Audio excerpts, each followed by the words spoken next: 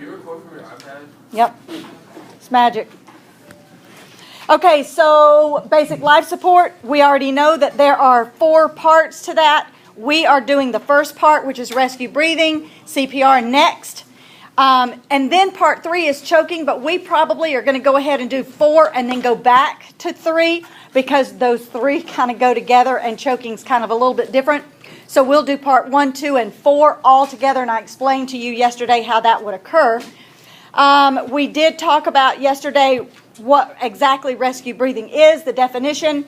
When you give it, people who are having a heart attack, drowning, choking, and any injury or condition that might affect your breathing. However, in all of these cases, every case has to be looked at individually because you may not have to give rescue breaths. If a person is just choking and they're coughing, you don't give them rescue breaths. If they had something caught in their throat but they were coughing and you did rescue breaths on them, what would you do?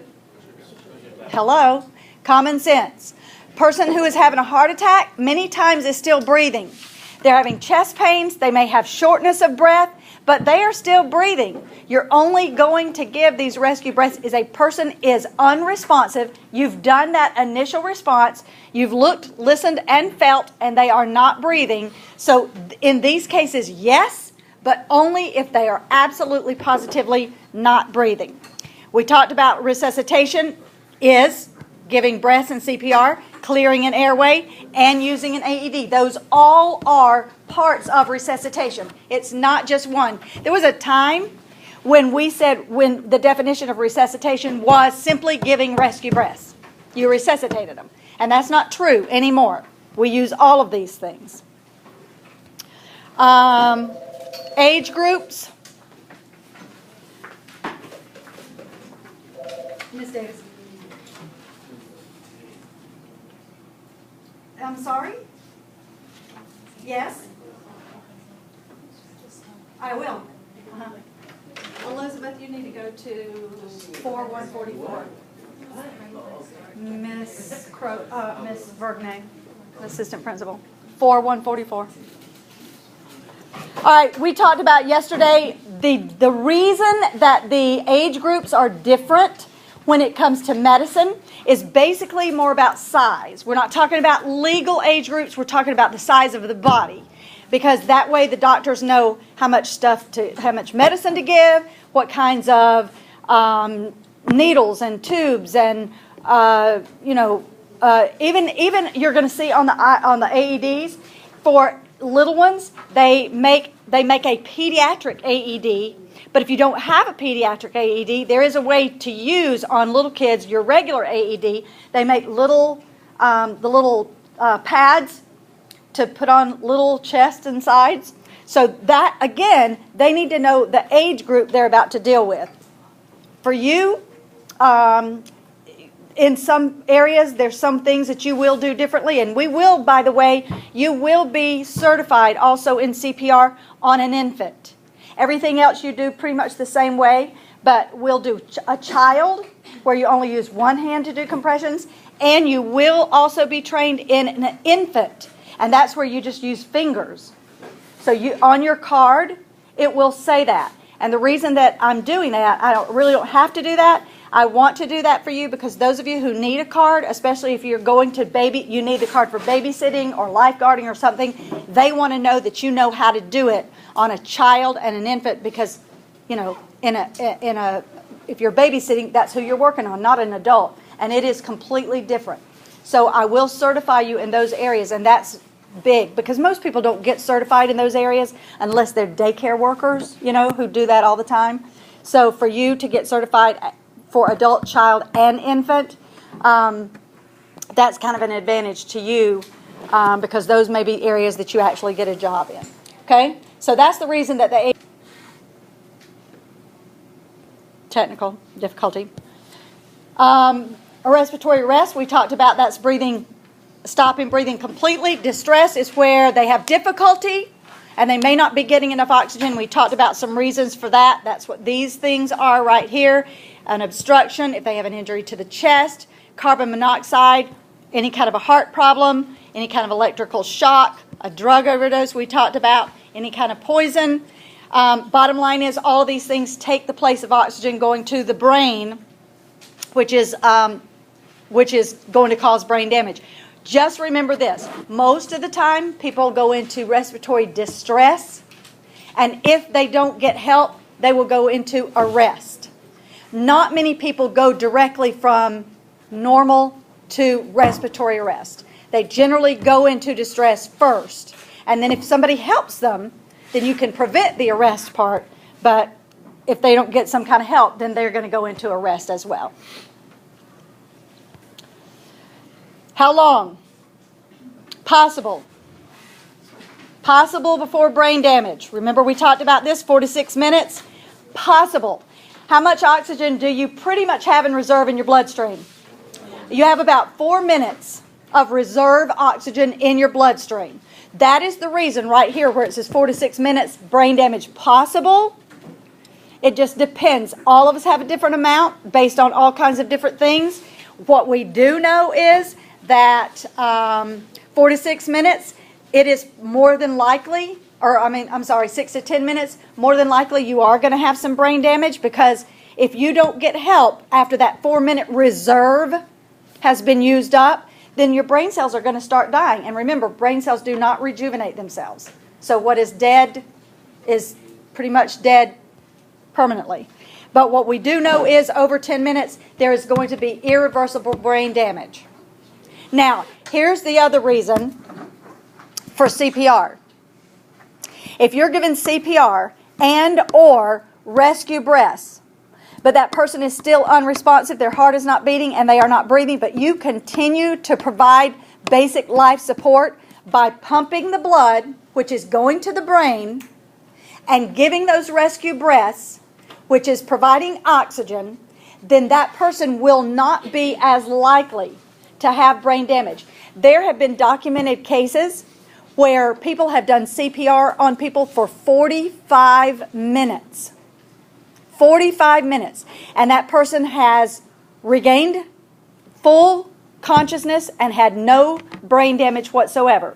The reason for that is because the CPR keeps the blood circulating to the brain, and doing the rescue breaths provides the oxygen that they need so that there is no brain damage. But I got to tell you this, it has to be really good CPR. One person cannot do CPR for 45 minutes. As a matter of fact, technically, you should only be doing chest compressions 2 minutes. After 2 minutes, pretty much your compressions become sloppy and you are not providing the kind of support that the body needs. So really, you should have more than one person. My kids last year, I had them read this article about a guy, and that was the one of the cases. 45 minutes. They did CPR. He had a heart attack while he went into cardiac arrest in a store, in a public store. People lined up, literally, behind him because, again, they were in a small place where it took, 45 minutes, I do believe, for paramedics to get there. People lined up behind this man who was on the floor, and everybody did their 2 minutes of CPR, and the next person jumped in and did it. And they just kept rotating around. You get tired, you get weak, you get sloppy, your hands move off of the correct place. So about 2 minutes, and after that, someone else needs to take over. But there can't be a lapse in compressions, because if you stop, the blood starts to settle and it's too hard to get it pumping again. Once you get it pumping, it needs to continue to pump. So I'm saying all of that to say this whole 10 minutes irreversible brain damage does not have to occur as long as you know what you're doing. And the thing about it is, if you're the only person there, you have to go as long as you can. And we'll talk about what your legal responsibilities are if you're the only person there. All right, I think this is where we left off. Is that correct? No, we did. Did we do drowning?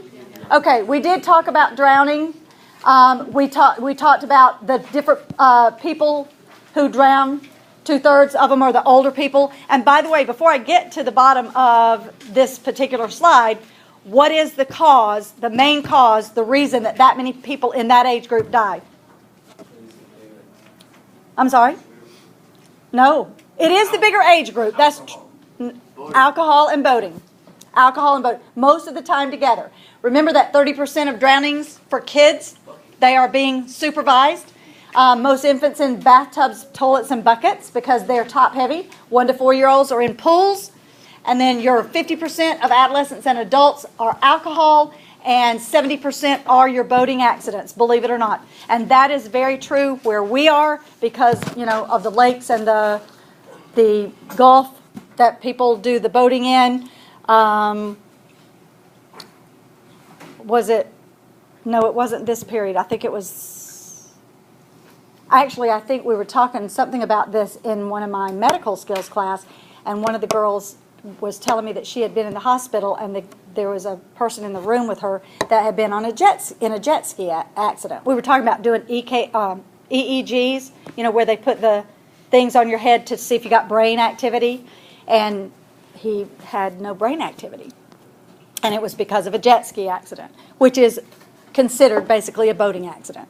And you hear that all the time on the news, especially around here. So, pretty sad. All right, so is this where we need to pick up then? Prevention, all right. Obviously, I would like to say to you right here this morning that prevention should be common sense, and truthfully it should. But unfortunately for us today, more people lack common sense than ever before, I do believe. Never leave a child alone near the water. Really, you have to ask yourself, do you really have to tell somebody that? Because I'm thinking, who would do that? Who's going to leave a little child by the water by themselves? Yet it happens all the time. And that's why I say common sense is not that common anymore, because people don't stop and think. Visual contact, you want to always be, with kids particularly, protective barriers. How many of you have a pool at your house? Daniel, out, head up.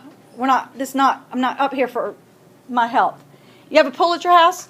How many of you have a fence around your pool? A protective barrier fence around your pool? 2 of all of you? The rest of you don't? Say it again. But do you have the like the holes in the concrete and the fence that used to go there? You don't have the fence anymore?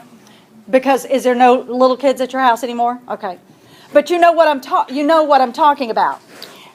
When you put a pool in now, it isn't an option. I know that some houses that are older and they put pools in back, early 80s, early 90s, that wasn't a law. Now it's a law that you have to put that fence. If you put a pool in, it's not an option. You have to put it. But there again, I know that when my daughter had a pool and they had that, and my grandson was like 2 and 3, there'd be times I'd go over there and the fence was up, but the thing wasn't locked. It wasn't locked. And I'm like, what are you doing? Of course, they taught him how to swim pretty early, but still, can we close the door?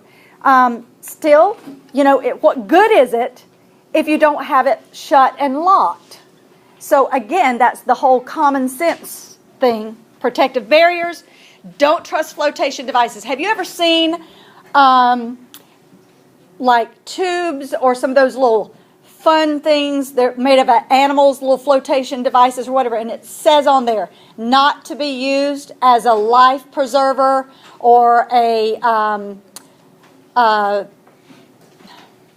what else do you call life preservers? What's the other word? No, but it says on those things that those things are not supposed to be used for life-saving.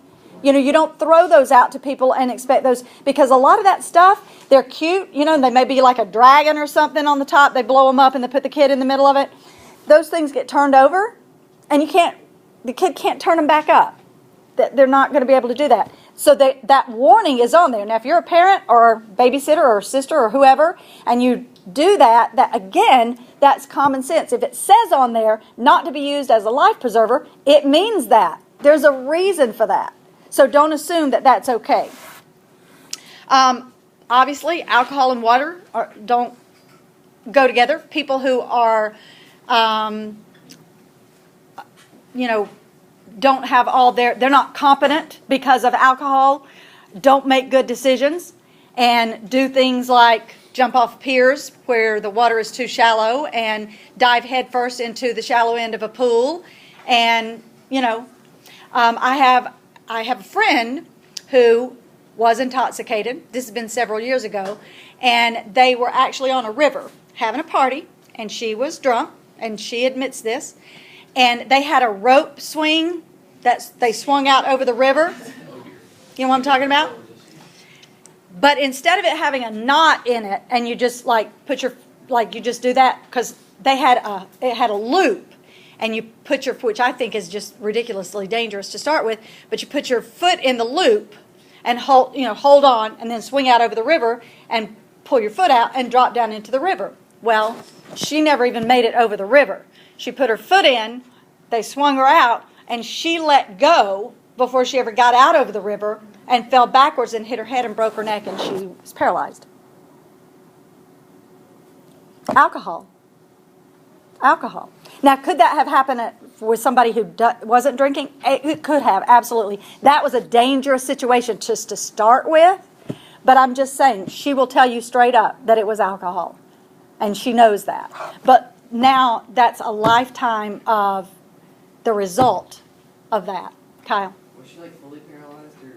She was for a while. She has, over the years, been through enough therapy. Her hands are a little bit, she can do some things. Writing is very difficult. She walks with, not crutches, but those kind of crutches where you just put your hands on the bar, but she has to move, she doesn't move her knees. So she's come a really long way. When I first met her, she could not even do that. She was in a wheelchair. But through therapy and hard work, at least she's mobile enough that she can get around in her kitchen, and she can do stuff. She can drive. She has a handicap license, and she can drive. She wouldn't get on the interstate or anything like that, but she can drive to the grocery store and stuff like that. But still, it's not an easy life. There are still parts of her that she has no feeling. Sometimes going to the restroom can be a little embarrassing for her because she doesn't always feel it, So, but she has to live with that as a result of that carelessness. So, just saying. Swimming with somebody is, again, that's a prevention. At least you're not by yourself and you don't lay there floating and drown completely. Diving into unknown, if you can't see the bottom, if it's dark water, first of all, I don't know why you'd be diving into it, but even in a pool where you can see the bottom, people, all the time dive into it, again, most of the time, or sometimes it's horseplay. Somebody pushes somebody into the pool and they go head first and break their neck. Has happened many times. Life jackets for sports. How many times do people do those jet skis and they don't wear life jackets because, nothing's going to happen to them? Most of the time, though, if you rent them, if you're at the beach and you rent them, you don't have a choice. They make you wear them. That's so you don't sue them if something happens to you. But the thing about it is, if you get knocked out, and you're in the water, at least you'll float. Otherwise, you're going to start sinking. Then we're going to be looking for, it's going to be recovery. You're going to be looking for a body instead of a person to resuscitate. If they're floating upside down. Upside down, what do you mean? Face down? They're going to inhale water. Yeah, that's drowning. Boating safety guidelines, just, and again, to me that's common sense, but I guess it's not common sense to everybody. I'm just saying, I don't know. I read an article too this summer actually about drowning, and it said that most people who are drowning do not look like they're drowning. That if you were to look out at somebody, that most people, how you see it in the movies where they're going up and down and raising their hands and, calling help, that about 90% of the time, that is not the way somebody actually drowns. Most of the time, the way you know somebody is drowning is they've got their head back, and only this part of them is they're not flailing usually. Now, some people maybe, but most of the time, people look at somebody out there in the water and they think because they got their head up like this and this is all you see, they're breathing, they'll get it together, they'll get themselves pulled back in or whatever. But most of the time, those are the people who actually are about to drown, which was kind of an interesting article. So that's about drowning. So let's talk about sudden infant death syndrome. I don't know how many of you know too much about this. Unless you had studied it, like I know that if you're taking child development or if you have taken child development, you do it there because obviously that's part of child development and parenting. When I taught both of those things, I did it in both. It is back in the day, we didn't call it SIDS, we called it crib death because that's typically what happened was you put the kid down for a nap and it was usually during the day, not at night, although it does happen at night. Most of the time you put them down for a nap, you go in to check on them, they're dead for no apparent reason. They were perfectly healthy, perfectly normal, and then you go in to check on them and they are just not, you don't know what happened. There really and truly is not there is not a known reason for SIDS other than the child stops breathing. They generally don't suffocate. Now we have made some strides in preventing it somewhat, but the bottom line is, most of the time, we don't know. It is an unexplained death of an infant under the age of 1. I will say this, there have been a few cases where the kids were a little bit older than 1 and have died from SIDS. And I will say this as well. If you were to go in to the kids' room and you see that they're in distress, you could do rescue breaths and save them. So it's not like they're going to die no matter what. If you were to just happen to go in and check on them and find them, actually, I had a friend who that exact thing happened to. And after that kid wore a heart monitor for 6 months. And if they stopped breathing, the monitor went off, like an alarm. They actually have those. A lot of kids have those as well. She just happened to go in and check on her kid. He was little, maybe not even 6 months old. She had put him down for a nap. He was perfectly fine. She walked by the room, went in to check on him while he was asleep, and he was blue. And she started giving him rescue breaths, called 911. I mean, you have to think about it. What if she had not walked by at that exact time? What if she had not gone in there? Because really, she doesn't know how long he was with oxygen. He didn't have any brain damage, so I'm assuming that it hadn't been too long.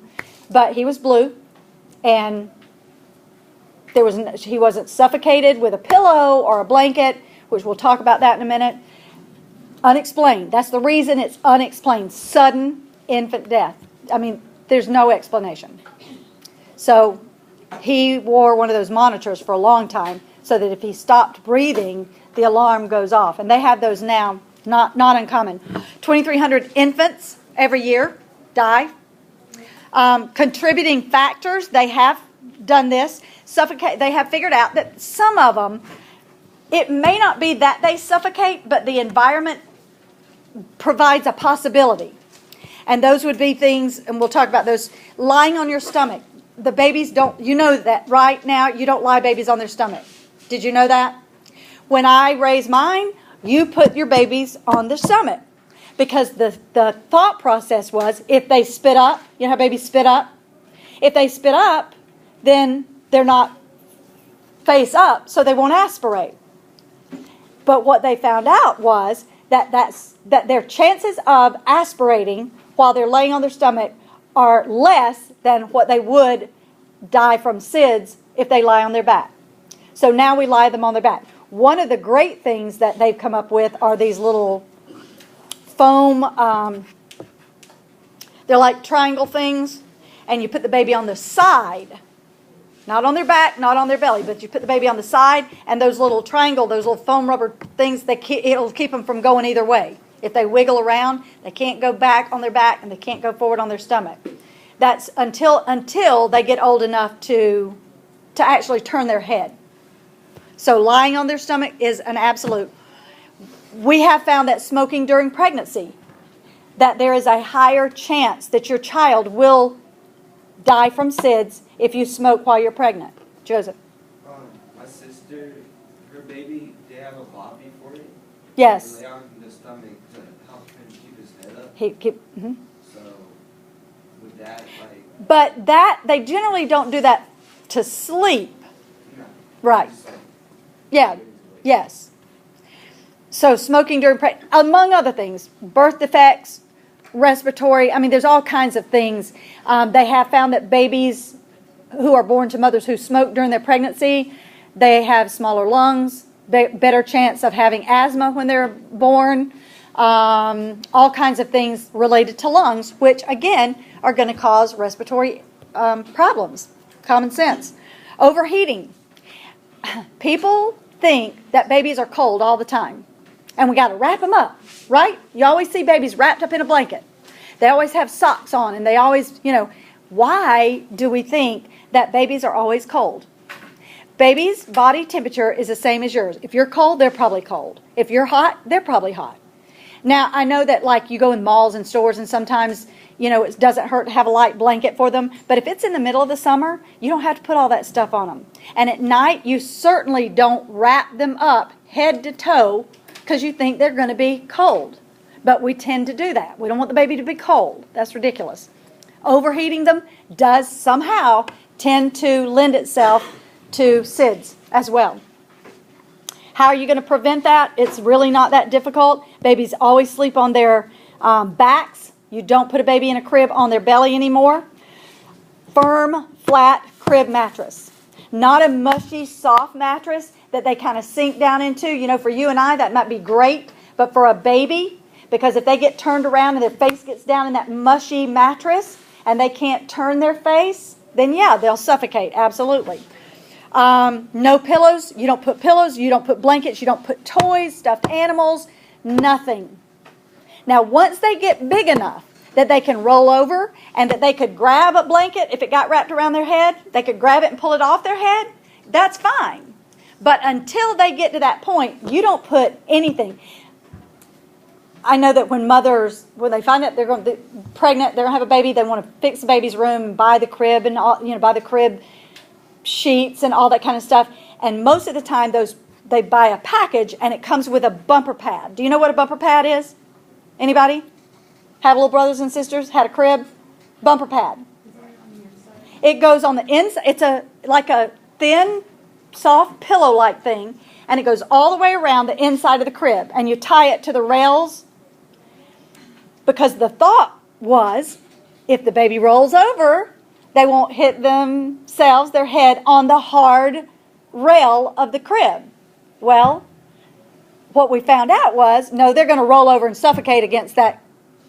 So now, you don't put those things. They're cute, and they make the crib all cute, and that's great. But you need to take it out when you put your baby down. Nothing in the crib. Nothing. Until they get a little bit older, then you can put toys and blankets and all that kind of stuff in there. But until then, nothing. No blanket, no nothing. That's part of the problem right here. Obviously, if smoking's an issue, then you don't smoke when you're pregnant. You would think that, again, common sense.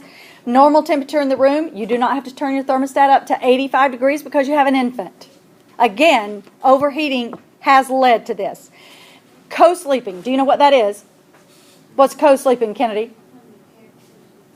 Parents sleep with the baby. I think I told you this before. Mr. Davis used to be a child protective investigator, and when somebody called in a child abuse case, that's what he did. He'd go to the house to check to make sure, to check to see if indeed there was abuse or neglect.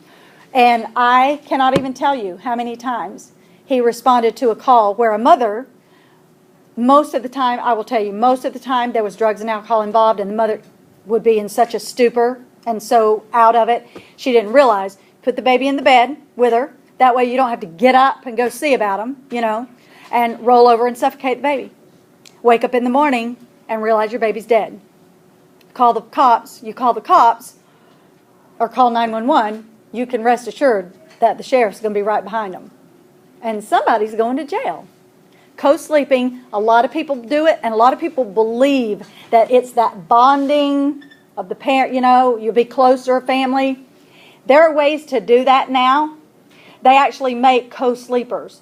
They're like a little box, just a little box made out of soft material, put it in the middle of the bed, and put the baby right there beside you, but you can't roll over on it.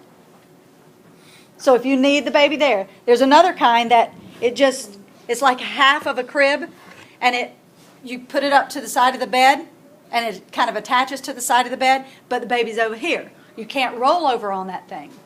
So now they have different kinds of things where you can keep them close, but you don't have to worry about rolling over on them. But people still do it. People still do it. And I got to say, truly, the whole bonding thing, there are ways to bond with your baby without rolling over on it. Just saying. It's ridiculous. Absolutely ridiculous. Just saying. Pacifiers at bedtime. They have found that giving pacifiers at bedtime is a way to... Now, a lot of people don't like pacifiers. But here's what happens. If you give a baby a pacifier at bedtime, think about when they are rolling over. If they should roll over and get their face down in the mattress, what's that pacifier going to do? What? Think about face down, but a pacifier in the mouth.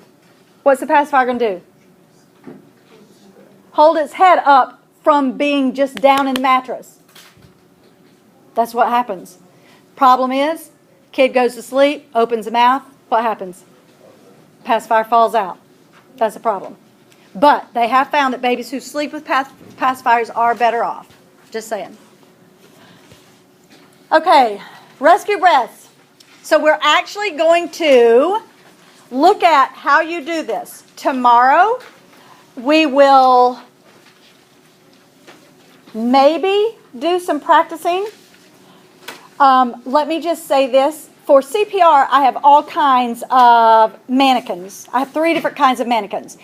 I only have 4 mannequins that you actually put your mouth on to do the rescue breaths so that you can see the chest expand so that you know for sure you're doing it right. So we have to do it kind of in groups, but we may do that tomorrow. We'll see how far we get.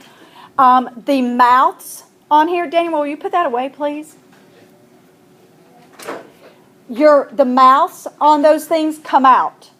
And there's like 3 mouths. You'll kind of see how they pop in and out of the mannequin. And we just clean them with a Clorox wipe. And that way all the germs from other people you're completely safe. Because you do have to put your mouth on there. Now, we would love it if you carried around, one of those little, like I've showed you before in my purse, that you could put on somebody's face to protect yourself. But let's face it, you're not going to do that. We know that. Heads up. Connor, sorry I'm boring you to death, but bottom line is you may have to put your mouth on somebody's. That's a decision that you have to make. Absolutely, you have to make that decision. And we'll talk about that later. So rescue breaths, the process of blowing into someone's lungs to oxygenate the blood. That's what rescue breaths are. Now, how is it that don't we blow out carbon dioxide, right? We exhale carbon dioxide. Then how is it that if we blow our breath into somebody else, that's going to oxygenate their blood? Aren't we just blowing more carbon dioxide into their lungs?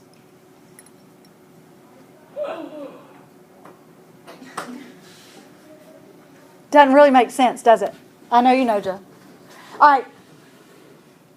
What we're breathing right now, guys, is only 21% oxygen. Do you know what most of the air is made of? Nitrogen. That's right. So we're only breathing in 21%. That's all we need. Actually, you can do with less than that. 21% is optimal. 21%.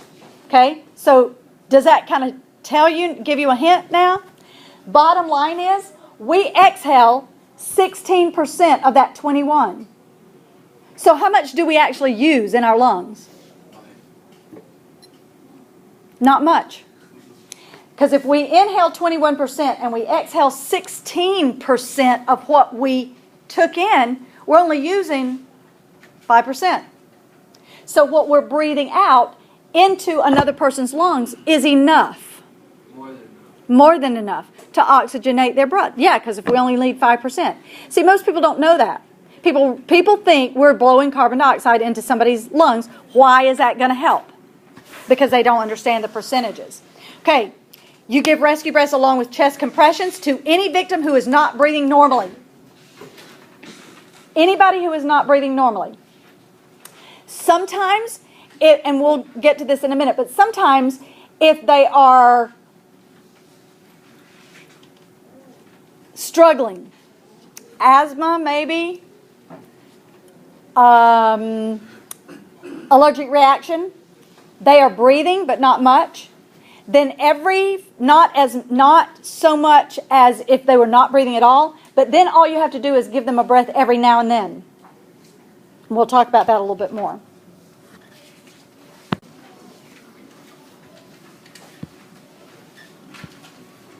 You know what? I think I'm going to stop right here. I think I'd rather wait till tomorrow.